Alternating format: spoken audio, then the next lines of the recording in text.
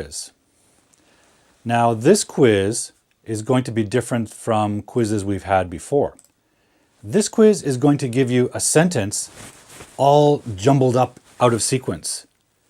And what I want you to do is, I want you to take a moment and try to figure out the correct word order of the sentence and write it in the comment thread, okay?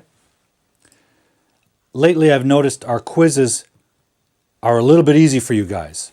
So maybe your grammar knowledge is too high. You guys are really smart. Ah, yes. Younes is from Morocco. Great. Great. Thank you for joining us. Yeah, so recently the quizzes have been seemingly too easy for you. Everyone gets the right answer so easily. So I made a challenging quiz today for you. Great. Okay, so guys, I'm going to get to the quiz now. Again, this is a jumbled sentence, and you have to write the sentence in the correct order, okay? So here we go.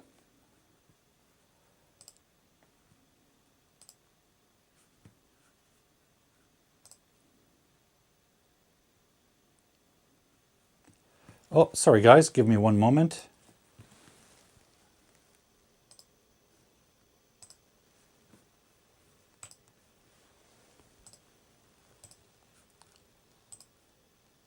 Here we come. Okay.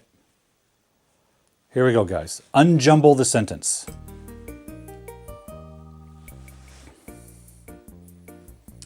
So take a look at that and reorder it and write the correct order sentence in the comment thread.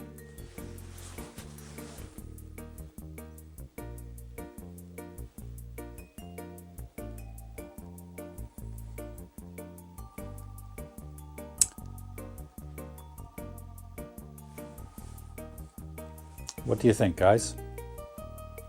Let's hear what you have to say here. 5 sentences I'm going to give you. 5 challenging, jumbled sentences. What do you think?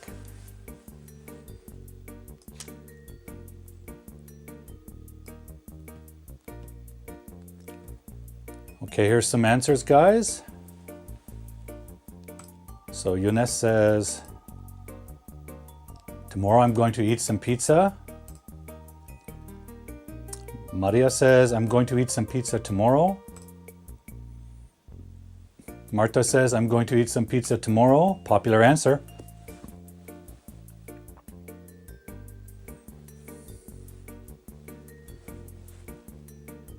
Hopefully I'm not making you too hungry when we're mentioning pizza, but pizza is one of those foods I think a lot of people like. I certainly do. I can eat all foods. Everything is good to me. I eat food from every country. Love to eat. However, every once in a while, I need to eat pizza. It reminds me of my childhood. It's one of those foods that every once in a while, I just have to have it. Okay, Maria Cristina says, I'm going to eat some pizza tomorrow. Great. Seems to be the most popular choice. Okay, I'll give you 30 seconds. Emmanuel says, I'm going to eat some pizza tomorrow. Okay. Anyone else have an answer?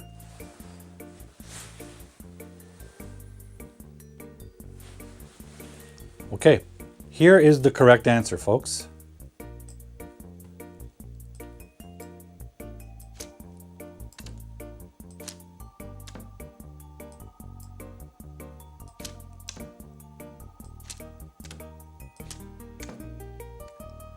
Now, it looks like there's a comma here. I'm not sure why there's a comma. You don't need that comma. So this is the correct sequence. We have the subject I, we have the verb am going, we have the infinitive verb complement to eat, and we have some pizza tomorrow.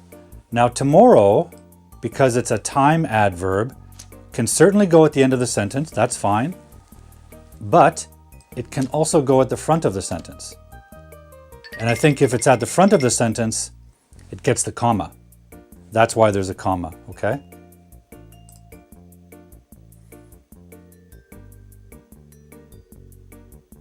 Now Maria's observing something very interesting. Tomorrow isn't in capital letters, so it shouldn't go at the front of the sentence. That's correct. But if you look closely, none of the words have capital letters, because that would make it easy to know which word comes first. So when I designed this quiz, I made sure all of the words have no capitals.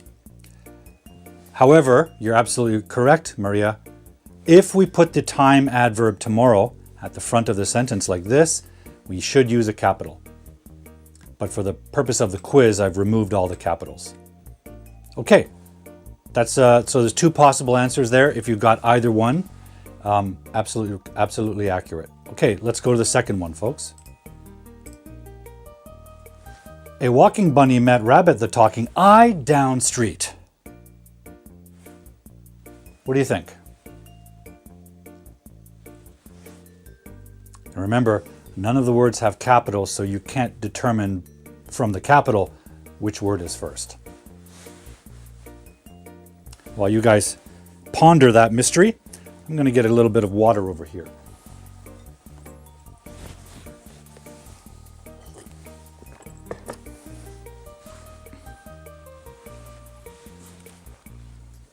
What do you think? A walking bunny met Rabbit the talking eye down street. Obviously.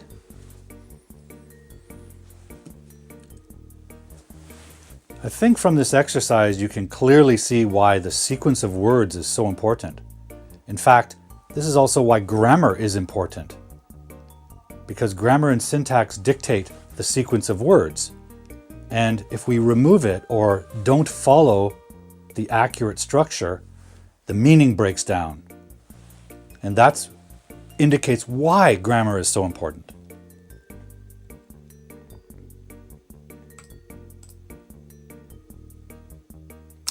Okay, we have some answers coming in. I met a talking bunny walking down the street. Okay. Anyone else?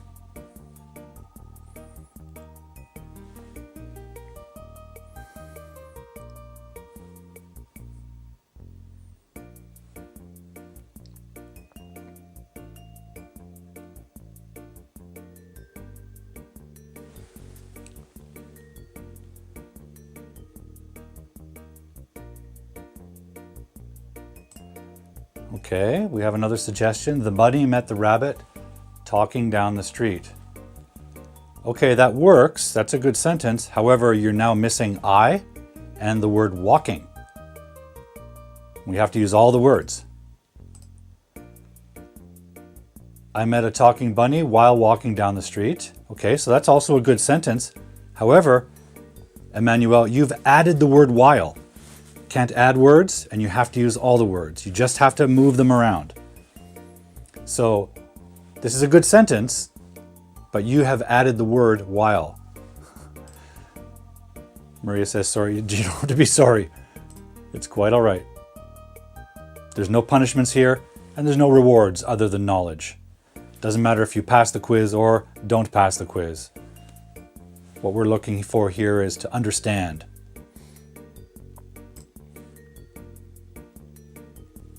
I forgot the comma, it goes after bunny. Okay, so Martha D is suggesting, I met a talking bunny, comma, walking down the street. Okay.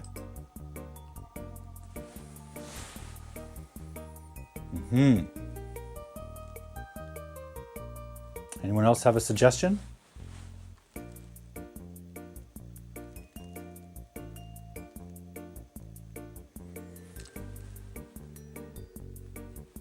Any other ideas, folks? Okay.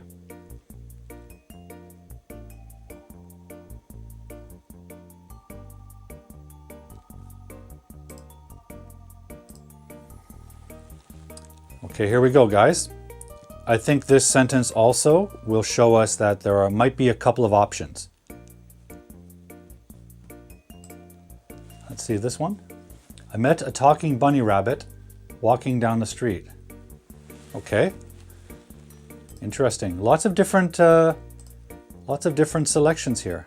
Hi, Facebook user. I can't actually see your name when you're in a Facebook group. You can see the show, but I can't see your name. So, hi Facebook user, could you tell us your name and what country you're in?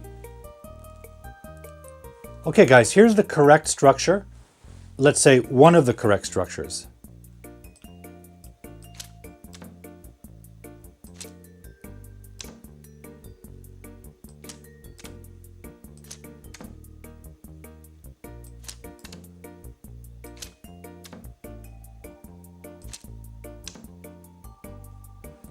Okay, so this is one possible structure.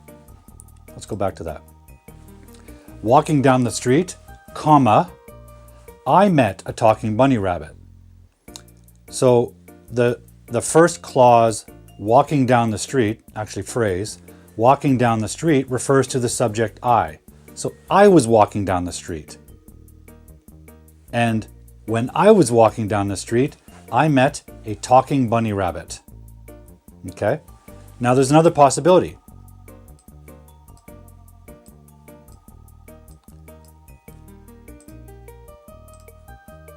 Sorry guys, I can't move the words, but we could also say, I met a talking bunny rabbit walking down the street. But if we put the modifier walking down the street at the end, now it refers to bunny rabbit, not I. The way it's structured here now, walking down the street, comma, I was walking down the street, not the bunny rabbit. Okay?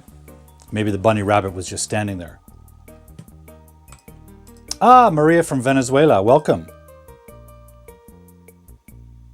Great to have you with us. Okay, here's the third sentence. Are you ready? Again, we have to unscramble the sentence. You might have ever country visited? You might have ever country visited? What's the correct order?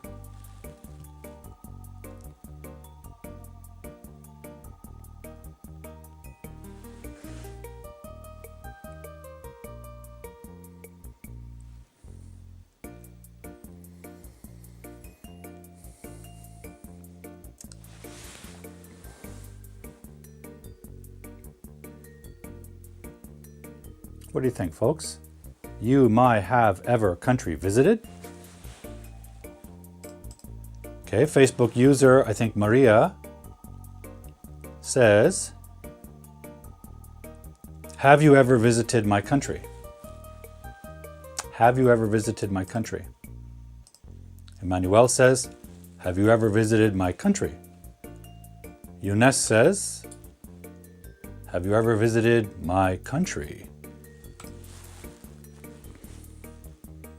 Anyone have something different?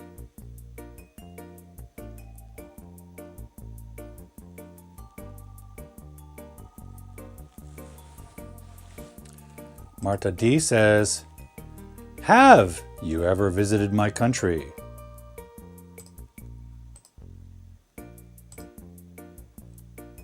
Maria Cristina says, have you ever all my country visited? Well, that's interesting. Maria has added a word, all, but it changes the meaning a little bit. That's interesting. Okay. Anybody else have a suggestion before I reveal the answer? I don't want to make it too easy for you guys.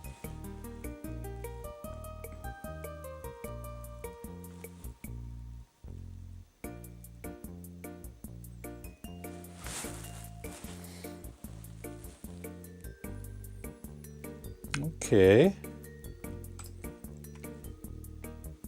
Kath. Oh, hi, Kath. I don't think I've seen you on the show before, Kath. Welcome to the show. What country are you watching from?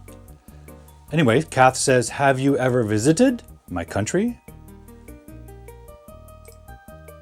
Okay, Maria Cristina says, have you ever visited my country? I'm curious, Kath, what country you're watching from. Because I don't know if I visited your country or not. Ah, Kath is from Peru. Great. Welcome to have you. Thanks for coming to the show. Wonderful, wonderful. Okay, guys, here's the accurate sentence structure.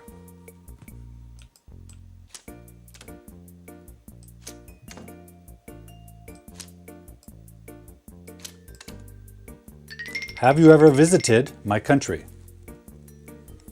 Okay, here's the next one, guys. Number 4.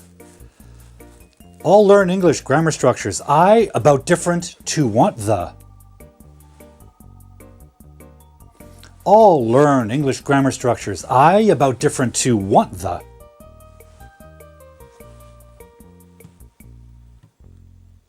Okay, we also have somebody watching from Kazakhstan. What's your name from Kazakhstan?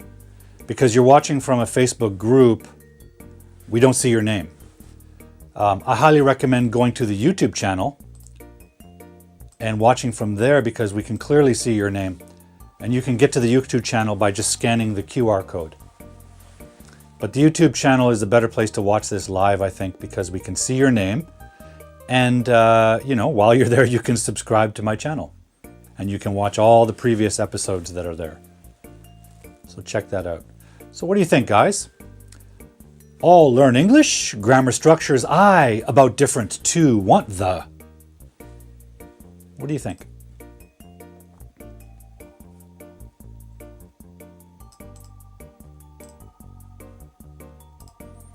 Okay, here we go. We have some suggestions here. I want to learn all about different English grammar structures.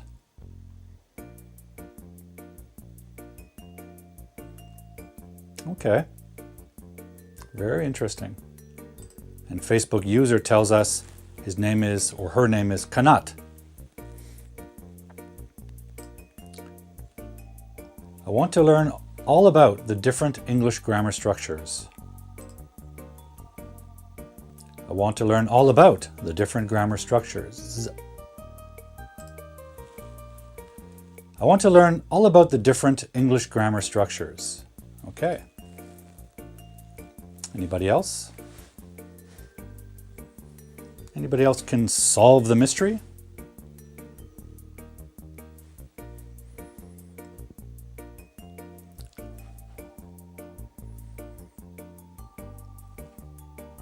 Let me just check on something, folks. Good.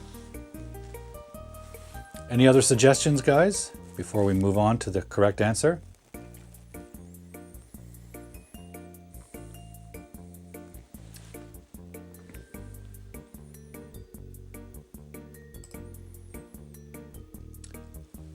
I want to learn all about the different grammar structures, different English grammar structures, right?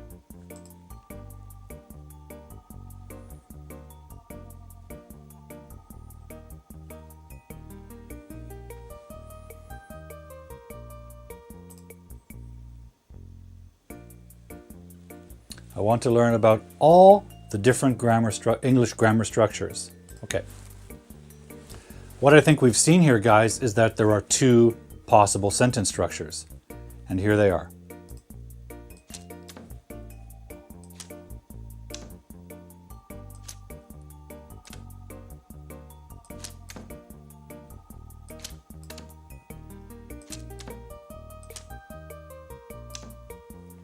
Okay, this is one structure. Let's just hold here for a moment. I want to learn about what? All the different English grammar structures. So this one is telling us that you want to learn about something, and the something is all the structures. Okay? You want to learn about all the structures, right? Now, if we move the word all and put it in front of about and say, I want to learn all about the different English grammar structures, the meaning changes a little bit because now you're saying all about. And the phrase all about means you want to learn about that topic in great depth. Okay, you want to learn deeply. You want to learn extensively. All about, not just some information about the different grammar structures. You want to learn all about them. All about creates a different meaning. Okay? If you move all to where it is here, about all the different structures, it might mean that you don't want to learn too much depth about each structure. You just want to make sure you cover all of them. So here, The all is emphasizing the structures, the number of structures, all of them. All about is emphasizing the depth of your learning. So there are two possibilities here, each with a little bit of different meaning, which once again reminds us that grammar structure is essential. Because if we just move one word, the meaning is different. So anybody that tells you that grammar is not important for learning a language, they're not telling you the truth, or not the complete truth. Any language requires grammar structure to convey meaning. And if we change that grammar structure just a little bit, the meaning changes. Okay, fifth and final question. Oh, I just want to say hello to our friend Guy. I'm here just a bit. Okay, I think it's pretty late where Guy is. Okay, here comes number 5, guys. Maybe the most mysterious and challenging mystery question of all. So get your brain power going. Here we go. Wow. Visit was had in loved that it when turtles pawned she to Waco nearby a child the. Visit was a had in loved that it when turtles pawned she to Waco nearby child the. Pretty clear, right? Let's see what you can do with this one, folks. This is your biggest challenge yet.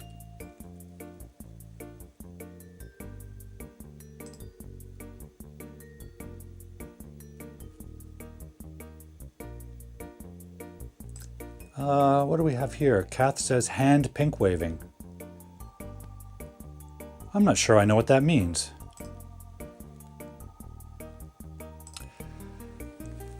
Okay, I understand, Guy. Your mother is more important than me. I totally understand. We can catch up another time. Thank you for coming even a little bit. I hope you have a great visit with your mom. Okay, what do you think, guys? Is this a stumper? A question that just you can't answer, you just have no idea? Or are you just taking your time?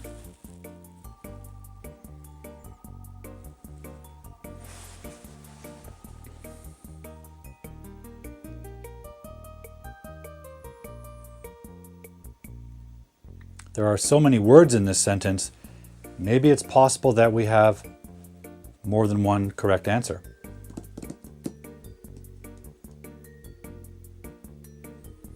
While you guys think about that, I'm going to get ready for some question answering, which requires that I remove my raincoat and remove my hat, which is nice because it is actually very hot in here. And while you work on your sentence, I'm also going to get some water to make sure I don't lose my voice. Okay. Anyone have an idea yet? You might have to write down, take notes when we do this kind of exercise. It helps me when I have a sentence like that to try a few different possibilities. What do you think, guys? Or, is this sentence correct? Could that be a possibly correct sentence? So it's a kind of trick question.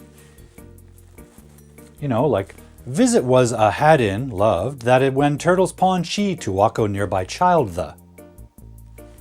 Is that a good sentence? Do you understand what I mean?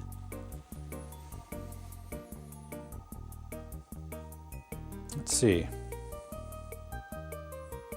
Big challenge, it looks like.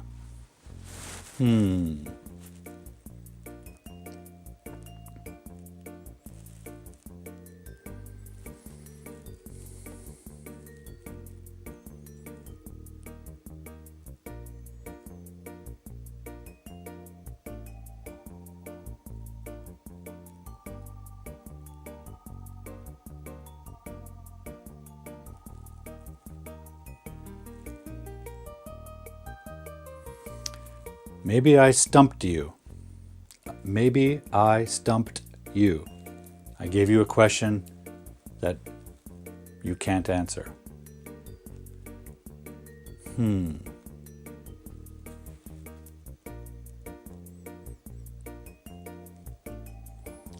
thing is, I know you guys are grammar gumshoes and that you can figure this out. I'm confident.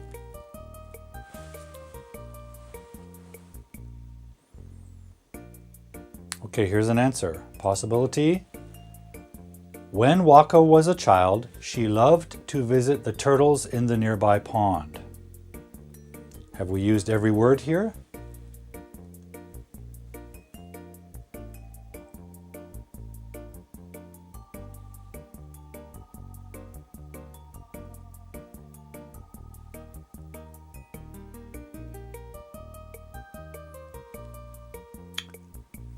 Well, I see the word it is missing from this sentence, Marta. Yeah, you noticed it too. But your sentence is good. It's a grammatical sentence. But for this exercise, we have to use all the words. So maybe you just need to rearrange a little bit of something, right? Maybe you just have to rearrange a couple of words to fit it in there. Anyone else try? Maybe build off what Marta has suggested?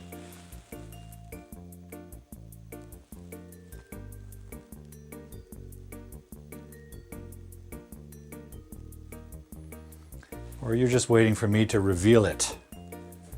That's the easy way, guys. Come on. You guys are grammar detectives. You can figure this out.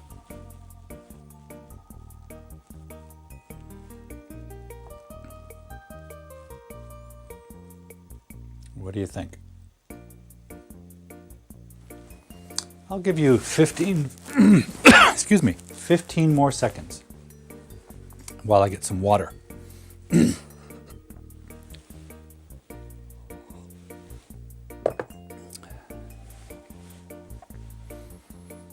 Oh! Okay, Marta, let's see. Let's see. I like the effort. Never give up.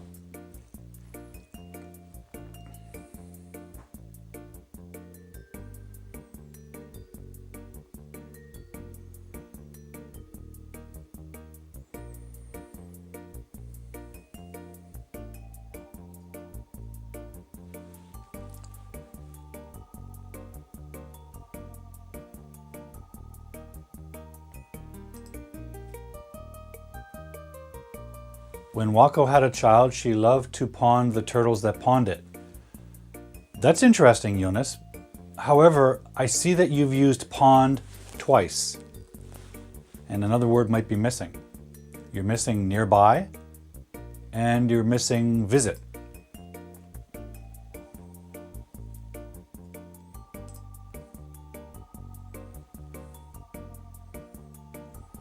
Wako had a visit to a nearby child turtle's pond she loved.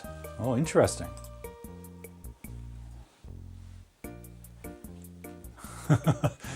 It's challenging, right? I like the effort, Emmanuel. It's great effort. It is challenging. But I know you can do it. Language learning, guys, is a process. It takes a long time. The key is not to give up. Keep going.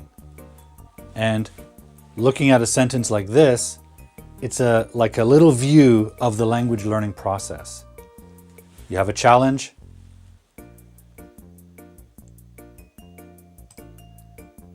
You just can't give up. When Wako had a child, she loved to visit the turtles that nearby pond it. Okay, getting interesting now. Have we used all the words? It's interesting, but at the end it says that nearby pond it. The problem is there's no verb there. That nearby pond it. Pond is not a verb, it's a noun. It's a little pool of water. Okay, we have another one from Maria. When she was a child, Wako loved to visit a pond nearby that had turtles in it. Okay, very interesting. 5 more seconds, guys. Any last attempts before we reveal the correct answer?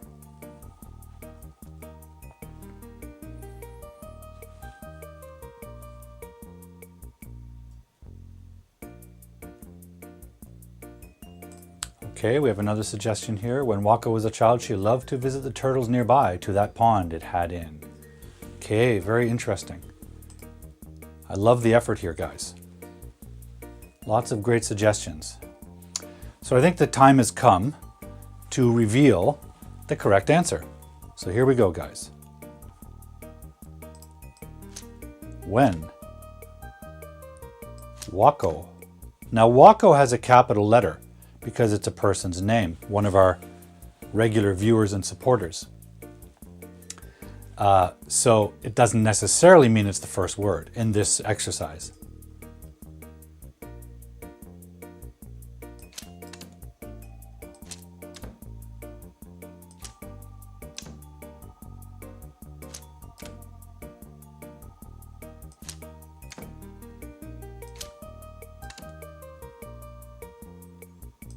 Here we come.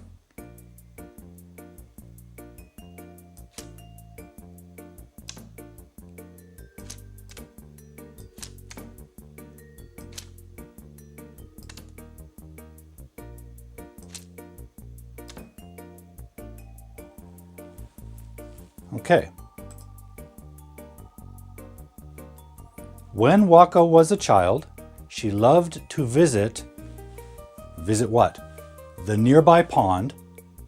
What kind of pond? The nearby pond that had turtles in it. When Wako was a child, she loved to visit the nearby pond that had turtles in it. Okay, that's the accurate structure. So we have a time adverbial, when Wako was a child. That whole clause is an adverb clause telling us when she loved to visit.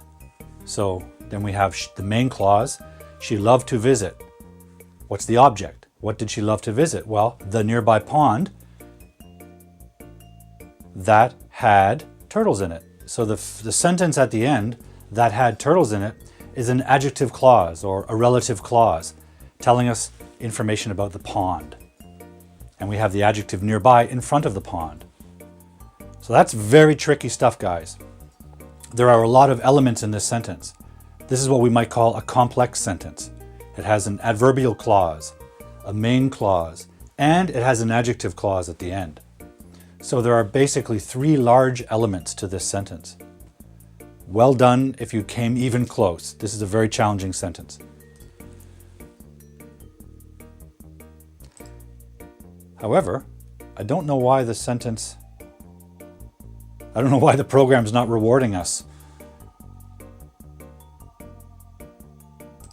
Very interesting. Okay, well, enough of that. Let's move on. I would like to use our remaining time to answer any grammar questions you guys have. So in the chat box, if you have some questions, let me know. What is your grammar question?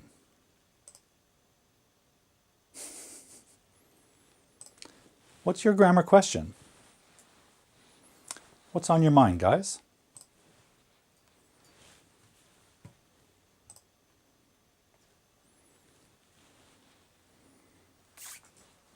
What piece of grammar confuses you that we can talk about?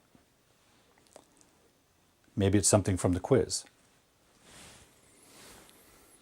And it's all right if you don't have any questions on your mind. I do have one in the standing by that was sent to me before the show.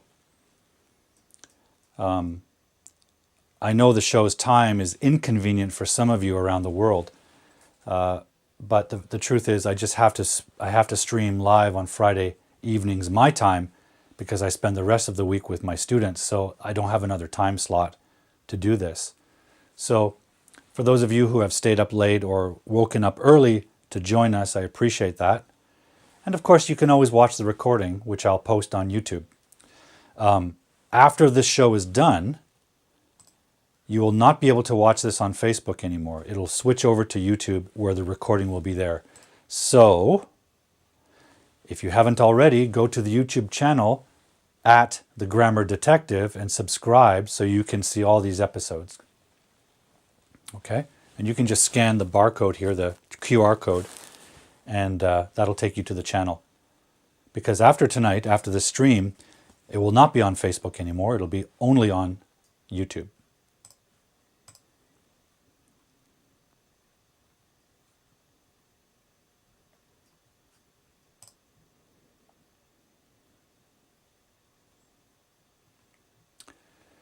This is interesting, Eunice. Can you write the full sentence so I can see what you mean? So I think Eunice is saying that it should be when she was a child, Wako loved. That's possible, if that's what you mean. It is possible. I think it's a good habit always, though, to start with the name and then use the pronoun, right? Now, in a short sentence, it's okay to say, when she was a child, comma, Wako loved. It's possible. But it's a good habit to develop to always start with the name so that when you use the pronoun, it's very clear to the reader or the listener who you're talking about.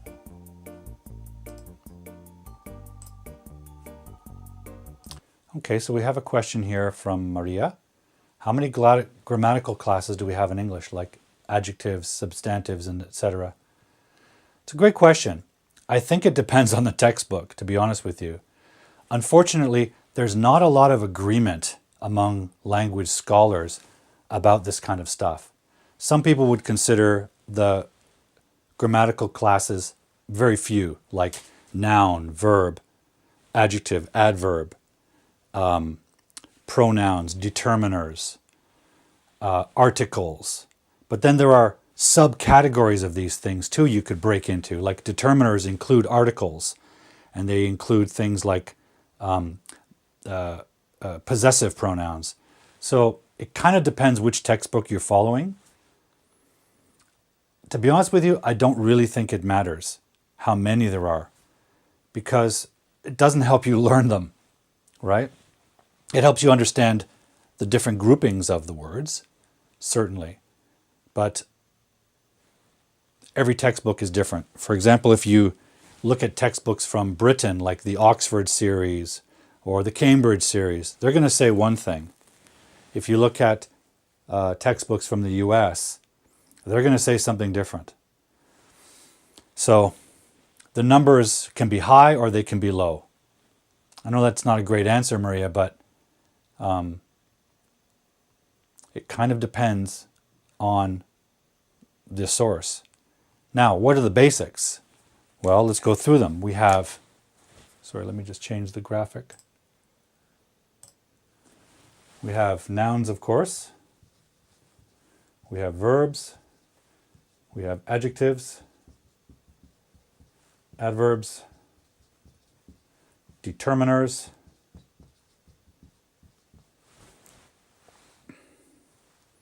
what else do we have?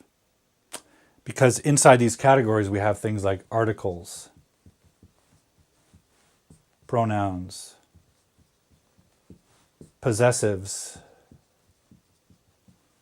and there are also combination structures, nouns that act as adjectives. We can also make clauses that operate as adjectives and adverbs. We can include gerunds, right? Taking a verb, adding ing to it, and using it as a noun. But then one textbook might say gerunds is another class or category, but then another textbook will say it's just a different kind of noun. So it can be awfully confusing for learners, but I also think it's not that important for you to know how many there are. Rather, focus on you learning how to use them, right?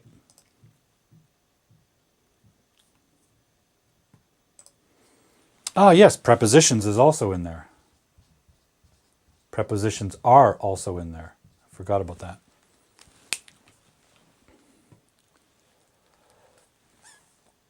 As a student, I was taught that the apostrophe for possession cannot be used for some types of nouns. For example, soulless nouns, yes, or abstract nouns. When we think of nouns, we think of person, place, or thing, right? That's what we're taught. Person is obvious, human beings, characters. Place is obvious, countries, cities, even company names. Thing is a bigger category. It includes objects like pens. It includes non-objects like information. It includes borderless substances like water or coffee. It also includes abstract things like ideas. For example, success, love, happiness, truth. These are abstract concepts that humans create. We can't see them, we can't touch them, but they're nouns. So ask yourself a question like this. Can happiness possess something? Can we make a sentence like, happiness is days? No, that makes no sense because the apostrophe indicates possession. Can that noun possess days? Doesn't make sense. I recommend you taking a look at one of my videos from the English Weirdness series because it does go into this. There is a common problem that a lot of students have. I'll just get the link here.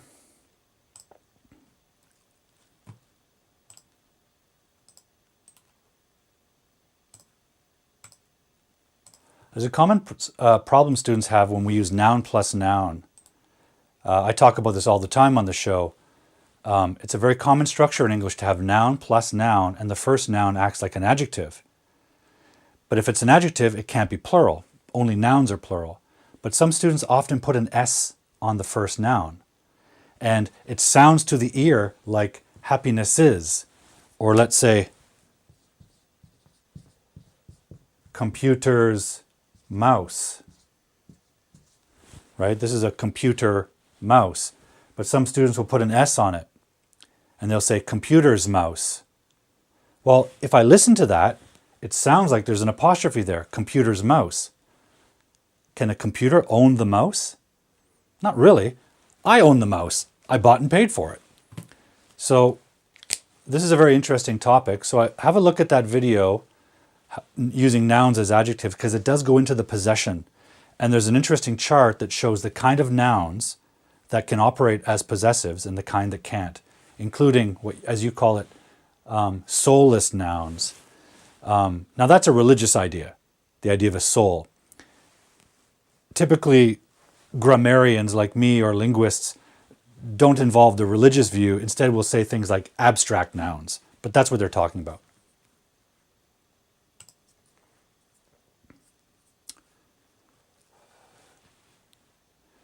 Yeah, so this is interesting because husband is not abstract. Husband is a physical noun, right? It's a person. So a person can own or belong to another person. So this kind of possession isn't really ownership, right? We don't really have slavery anymore, although it's still a problem in some ways. It's not that your husband owns the friend, but the friend belongs to your husband. It's part of your husband's life. The way my arm, this is Paul's arm. Well, Paul doesn't own it. He didn't buy it, but it's part of him. It belongs to him. So the apostrophe S expresses possession or ownership. It also implies a belonging. And that's what's explained here. But your husband is one of the person, place, or thing categories of nouns, right? But it is the kind of noun that can own things. So therefore, it's possible. How about a pen? If you said pen's friend, grammatically it's okay, but the idea is so strange. How can the pen own the friend? How can the friend belong to the pen? So that's an inanimate noun. It's not abstract, but it's soulless. It's an object. So it probably can't own or possess something. Unless there's another part of the pen that belongs to the pen. Then we could say, this is the pen's lid or cap, because it's part of the pen, it's integral. So take a look at that video, Marta. I think it will clarify some of this mystery for you, better than I can do live on this show. And there's an interesting chart that shows the categories of nouns that can use possessive or the adjective structure and the of structure that's reversible. So I want you to think about this. I want you to think about it's the first noun with the possessive cannot be an abstract, like an idea. It can be a physical noun, like a husband. It can't usually be an inanimate object or a soulless object, because a soulless object can't go to the store and buy stuff. But there's some exceptions when we talk about a part that is integral to the object. So it's part of the object. Then we can say it's not a possession, but it's a belonging. It's an integral belonging. Another example of that might be something like this. I have a water bottle here. By the way, that's an example of noun plus noun. Water is a noun. Bottle is a noun. Water bottle. Water is acting like an adjective. Now, it's not the water's bottle. It's not possessive. It's descriptive, because water can't own the bottle. Water is a soulless noun. It's not abstract. It's physical, but it's soulless or inanimate. But it has two parts. This is the lid or the cap, and it belongs to this. It's designed to be part of it. So it's integral. Therefore, we can say this belongs to this. It's not owned by it, but it's part of it, the way my arm is part of me. My arm is integral to my body. The cap is integral to the design of the whole water bottle. So we can say this is the bottle's cap. It's possible. And we can reverse that and say this is the cap of the bottle.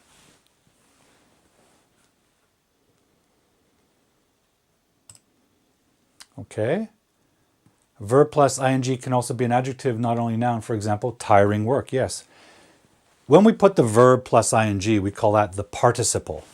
And the participle can be a gerund, noun, or it can be a descriptive, as your example says, tiring work, or exciting movie, or terrifying dog, right? We can use that, or interesting live stream.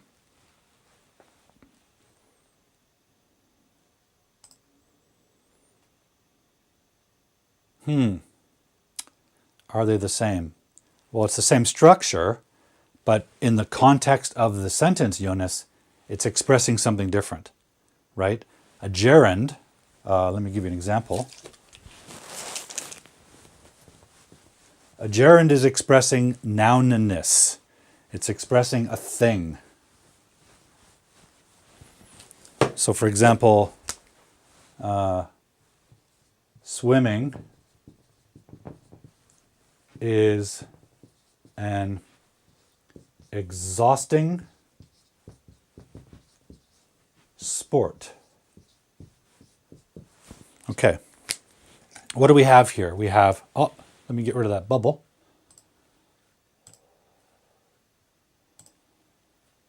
Okay.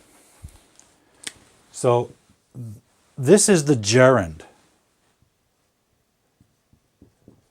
It's the verb plus ing, but it's expressing nounness. Now it's a thing. It's not a verb anymore. It's a thing. It is the name of an activity. Names are noun, activities are noun, or name of a sport, right? So it's acting as a noun. And if it's a noun, we can put it in the subject position or the object position, because it's no longer a verb. It's only really, the ing is only really a verb when you have a be verb, like I am swimming. If we do not have a be verb, that's not a verb anymore. I know that's a very confusing part of English, and I apologize for it.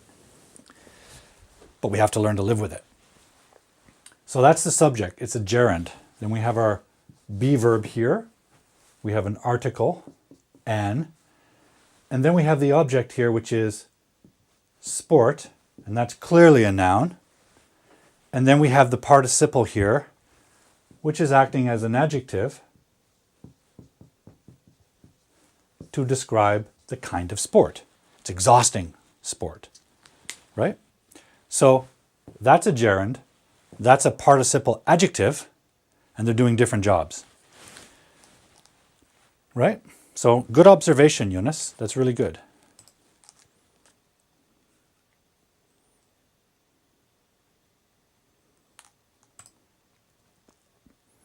I think sometimes we use the both form. For example, this is my friend of mine.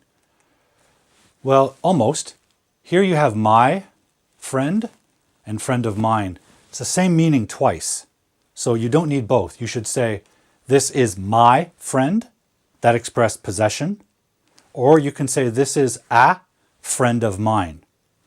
Okay? Don't mix them both. That's redundant. So if we say, this is my friend,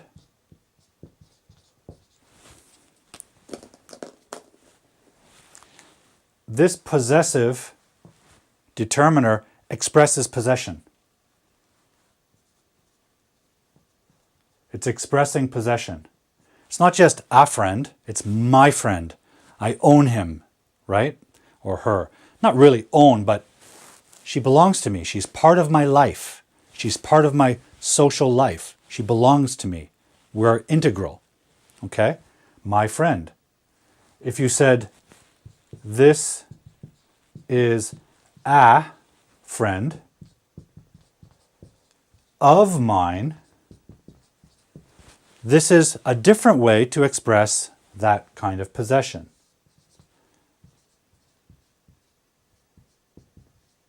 Okay? They're just two different ways. However, in your sentence, you've used both together. We don't want to do that. That's repetitive or redundant. And in English, we don't want that. English doesn't like repetition. Try to remember this little wisdom, guys. One word is better than two in English. Two words is better than three in English. English does not favor redundancy or repetition. We use repetition for a very specific emphasis, but it only works if you avoid repetition elsewhere.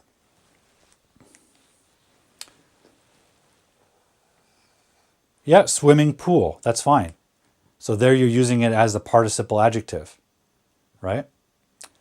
Or you can use it as a subject, noun, swimming is, right? Good.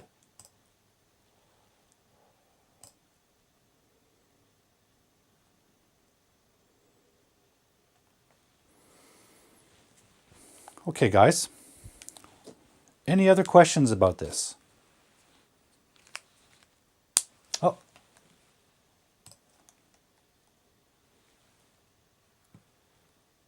Okay, sorry, I missed this, Eunice. Gerund and present participle similar. Well, yes and no. We build it with the same word, right? The verb plus ing. But the difference is the present participle is when you have the be verb, like I am standing. Now that's a verb. It's part of the predicate. The predicate is the overall verb package. Could be one word like I sing songs. Sing is one verb, predicate. It could be two verbs like I have sung songs. Present perfect. Two verbs to make the overall verb meaning. That's why we use the word predicate, because the predicate is the verb, but it might be made of several verbs. I am standing is two verbs to express the predicate meaning, and that's the present participle. So present is a verb idea, right? Verbs in English tell us when. They tell us the tense, the time. It's their job. So when you're talking about present participle, that's using ing verb as a verb, right? Here we're using ing as a noun, so it's what we call a gerund. Here we're using the ing verb as an adjective, so it's the participle adjective. That's the difference. So there's three ways to use it.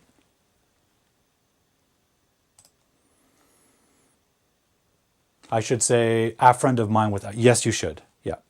So we have those two choices. This is my friend, or this is a friend of mine.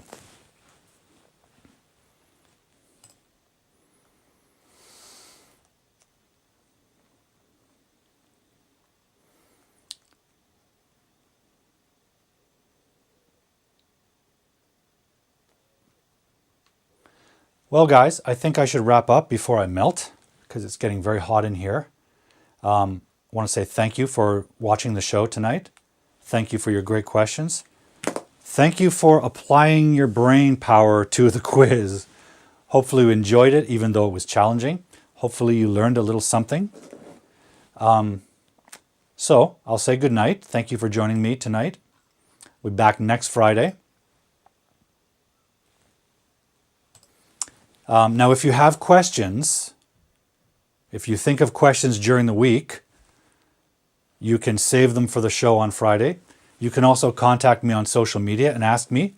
The best thing to do is to make a video of you asking the question and send it to me. And you can email it to me at hardboiledenglish6 at gmail.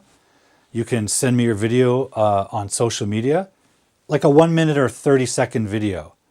And I'll build the show around it. I'll feature it as a featured question. That's my favorite because it gets you guys involved in the show. Don't be shy.